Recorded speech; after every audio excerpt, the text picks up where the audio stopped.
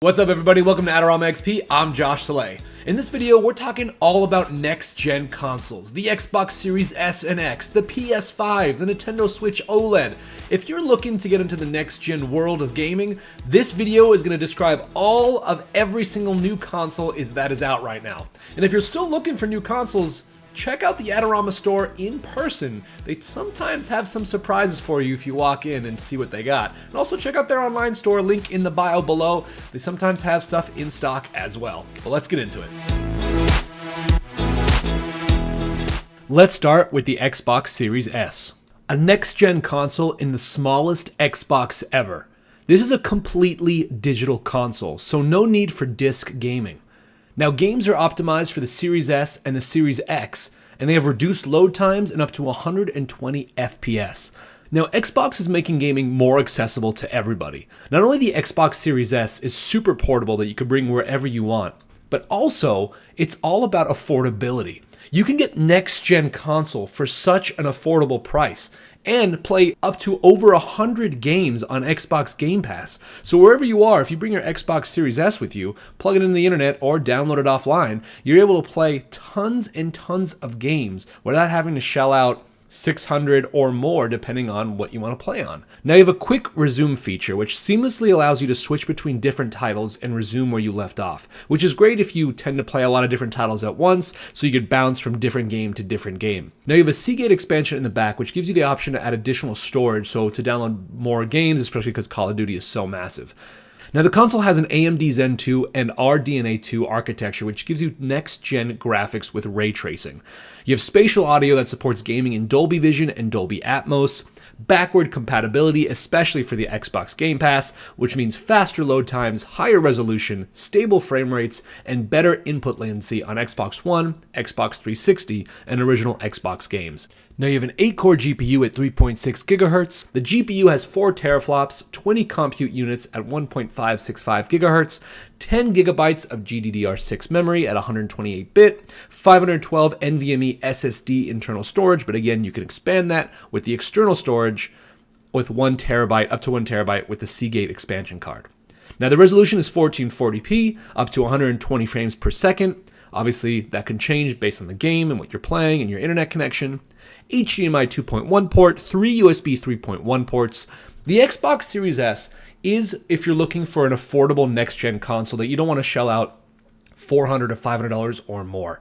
It's a console that allows you to bring it on the go with you, so you can, if you tend to go to hotels a lot or friends or family houses a lot and you just need that console that's easy to just put in a bag and bring with you, you're good to go.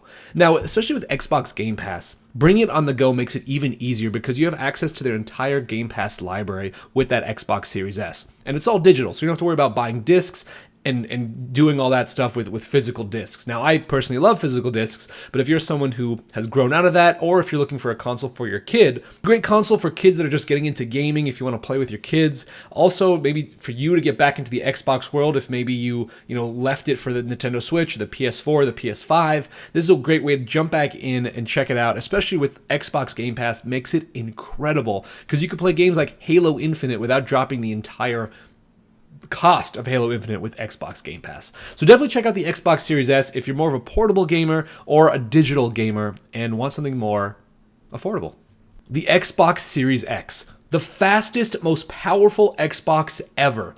Now, games are also optimized for the Xbox Series X with reduced load times and up to 120 FPS. You have that same quick resume feature that you have on the Xbox Series S, which seamlessly switch between different titles and resume where you left off. Now, it has a split motherboard, which helps the console temperature be controlled, allowing a higher output of power. It has that tower design, so air can flow through it. Now, it also has Xbox parallel cooling architecture, which has 3 airflow channels that distribute the heat, which keeps the console cool and quiet. Now, you can do digital and physical gaming because it does have that optical drive. You have 8-core CPU at 3.8 GHz, GPU of 12 teraflops at 52 compute units at 1.825 GHz. Now, that's the highest teraflop count in any console as of now. 16 gigabytes of GDDR6 memory with 320-bit, 10 gigabytes of memory bandwidth, 1 terabyte NVMe SSD internal storage, and you also have that expandable storage in the back that supports up to 1 terabyte with a Seagate expansion card. True 4K output. So this is now, you're looking at 4K output in consoles now. If you plan on playing in 4K, streaming in 4K, you could do that with this Xbox Series X. Now you have a high dynamic range up to 8K HDR, which is incredible. 4K UHD Blu-ray optical drive for if you want to watch your favorite TV shows and movies in 4K. Dolby Digital 5.1, HDR support for those nice TVs. Dolby True HD with Atmos. 1 HDMI 2.1 port, and 3 USB 3.1 ports.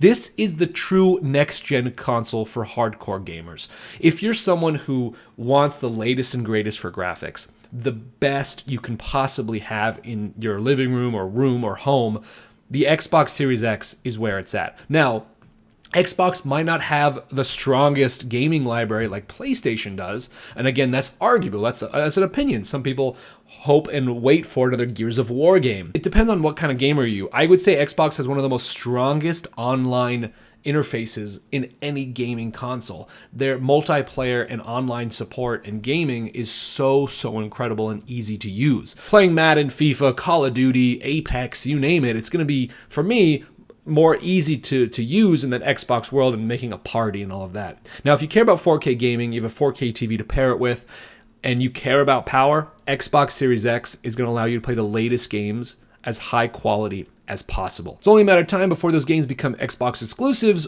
or they start acquiring even more companies. Also, Xbox Game Pass on console is only $9.99 a month, and it's incredible. You have over 100 games that you can play, and being able to play them optimized for Xbox Series X, incredible. But this is definitely a console for those hardcore gamers out there. They know what they're doing. They plan on playing in their console. It's not very much portable. Yes, you can bring it with you if you're on a long trip, but if you plan on just bringing it with you on like a short trip, plug and play, I wouldn't necessarily recommend it. I would say use Xbox Game Pass and play on your mobile phone or laptop, but you can certainly bring it, and it's awesome. The PlayStation 5. Now, the PlayStation 5 revolutionized console controllers. You have the DualSense controller, one of the most innovative controller that I think has been made, other than obviously Wii controllers and Nintendo Switch Joy-Con controllers. You have adaptive triggers that mimic the tension in games. So when you push R2 or L2, you'll feel the bow pull of Aloy's bow. You'll feel different gun vibrations with Call of Duty. The accelerator in Gran Turismo or other driving games. You'll feel like a pushback, which is incredible. So no controller has ever done this before. Now, it's really awesome. Now, 120 hertz 4K output with 120 FPS, so you get that 4K gaming. Now, PlayStation has such a vast library of first-party games. Horizon, Spider-Man, Gran Turismo, God of War, Uncharted, Last of Us. There's just so many, and that's what PlayStation's really known for. Returnal, all of those games that have a strong first-party single-player game to it, storyline-driven, character-driven. When I think of PlayStation, I think of all of their strong characters and their strong storylines. Now, it's backwards compatible with over 4,000 PS4 games, but definitely check their list to see which games that are compatible with. You have two options. You have the PS5 and the PS5 Digital. So if you plan on just being in a digital world, the PS5 Digital is going to be great for you. You don't plan on buying any discs, and you just want to go digital your entire time. Keep in mind, you will run out of space. It's going to happen because the SSD drive is a lot smaller on the PS5 than the Xbox Series X. Now, the PS5 comes with an optical drive, so if you plan on buying physical games or watching Blu-rays, you can do that on the PS5. Now, all the specs are completely the same for PS5 Digital and the PS5 Physical.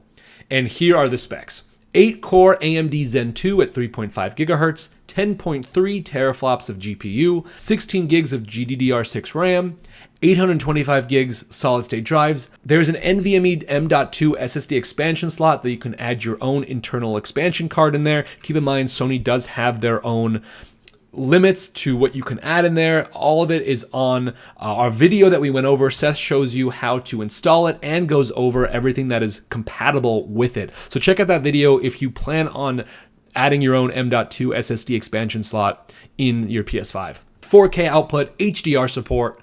And the PlayStation is all about exclusives. It's all about adding more to the PS family. The long list of games I gave you before. Now, their online gaming is not as strong as Xbox's because Xbox has been such a leader in that. But still, it's still great. It's very seamless to use.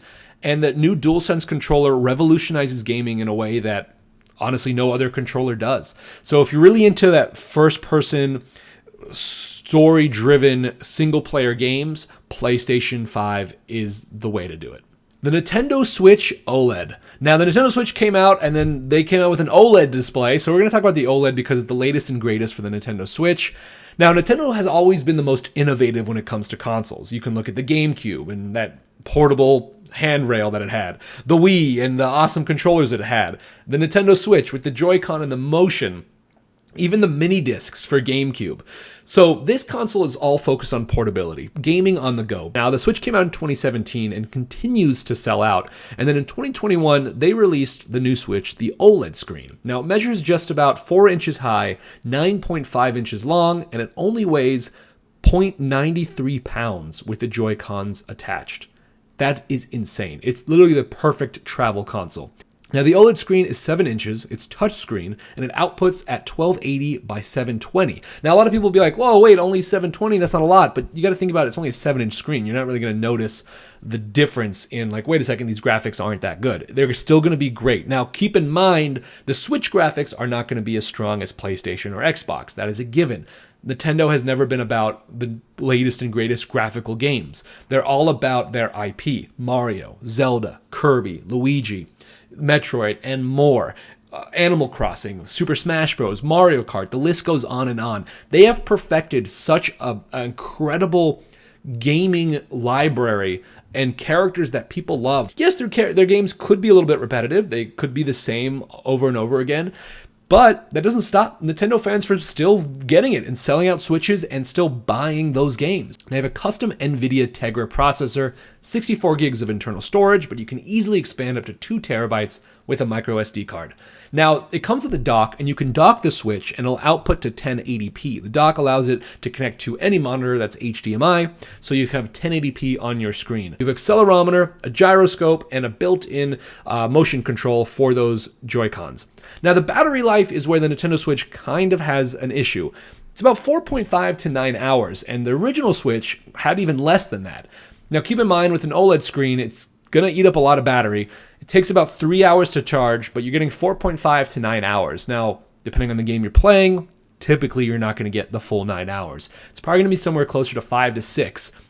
And depending on what motion you're using and how high the brightness you have, and if you're using Bluetooth and Wi-Fi, and battery life can definitely take a dive. Now, the Nintendo Switch isn't the most powerful console out there, but that's okay. It's not trying to be. Nintendo's game library doesn't need ray tracing or high-end graphics. They have their fan base and they have great games that they continue to perfect, and they keep making incredible games in their IP. Name me an IP that still to this day, that's not a Nintendo IP, that still to this day comes out with games that you're still playing. There are more Animal Crossing, Zelda, Super Smash Bros, Metroid, Pokemon fans than there are Madden and FIFA fans. I mean, I could be wrong. That stat is not an actual stat, but I think it's true. So Nintendo knows what they're doing with their IP, and they continue to make incredible game after game after game. It's only a matter of time to see what is next with Nintendo.